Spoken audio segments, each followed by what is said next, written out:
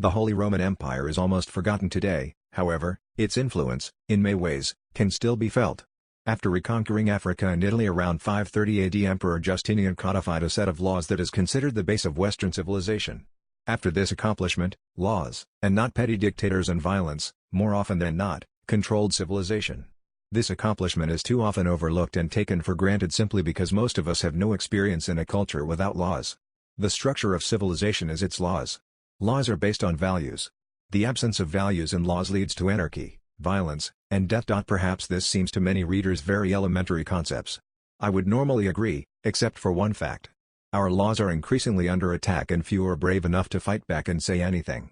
Take for example the glorification of our urban culture. A highly paid basketball star appeared in a homemade video called Stop Snitching with little outcry. What does stop snitching mean? It means rejecting working with the police while glorifying gang culture and urban violence. It means a rejection of societal laws and norms. It also leads to the death of tens of thousands, the death of the nuclear family, and a devaluation of the educational system that hampers urban culture's ability to compete economically. Rarely has such a large segment of a society possessed such a self-defeating policy. This is not a problem of one race only. Urban culture had affected white culture, Hispanic, Black and others. Sadly, it has dug its roots deepest into African American culture easiest because it is the Black nuclear family that has been damaged the most from progressivism. However, it is difficult to even criticize this culture without being called a racist. Again, the problem is more than one race, and yes, there is white racism, as there is Black racism.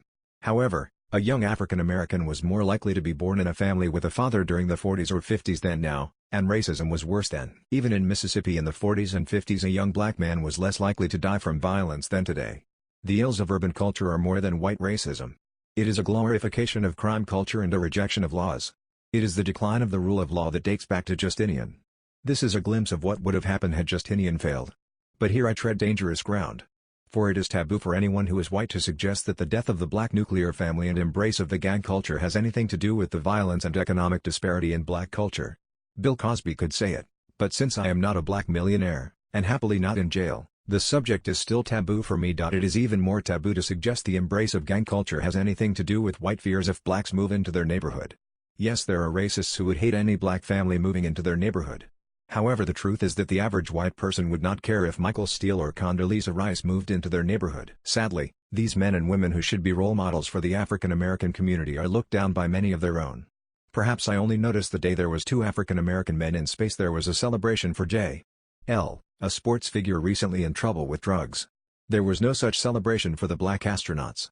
Why? I have heard with my own ears Blacks call other educated successful Blacks selling out and an Oreo. I have also heard more than one Black call the racial attacks on Rice, Thomas, and Steele by Democrats as justified. And that is the problem.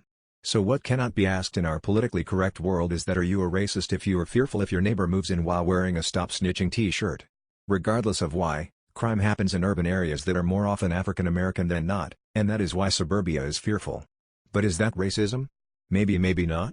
It is interesting to note that there is not similar reaction to Asians or Indians moving into a neighborhood. The rejection of laws, the rejection of Justinian by urban culture, had bred fear. It is more than just poverty. Blacks grew up in poverty, racism, and poor educational opportunities in the 30s and 40s and did not kill each other. It is the rejection of police and laws, the glorification of gang culture, the rejection of Justinian's legacy that is part of the problem. Had Justinian failed, the result would have been continued factional fighting as rival groups and gangs fought and killed each other. But Justinian succeeded, and law, and thus order spread throughout the empire. The comparison to our inner cities is plain to see. Reverse racist affirmative action policies as well as intentionally divisive tribal politics guarantees that divisions among the races will continue and runs counter to King's idea of a society that judges you on the content of your character as opposed to the color of your skin. What is needed is the same values that allow the other minorities of this country, Chinese, Korean, Indian, among others to prosper. If America is a racist society as the race hustlers suggests, where is the racism towards them? We are a melting pot of mixed minorities, and we need to share this great country. To focus on what divides us only guarantees we will remain divided. Laws, education, family, order is good for all, Black as well as white. Blaming others also means never to have to self-examine and thus never actually start to fix the root causes of these issues. To ignore this and make the subject taboo ensures the ills of our cities will never be solved. The other issue is that it is impossible to truly have a frank discussion of race between white people and Black people for fears of being called a racist. Because of this, blacks and whites are too often unable to have common ground and remain fearful of each other. And until the name-calling stops and each side presents their arguments honestly regardless if they are right and wrong, both sides will remain fearful and divided. But that is another subject. Will remain fearful and divided.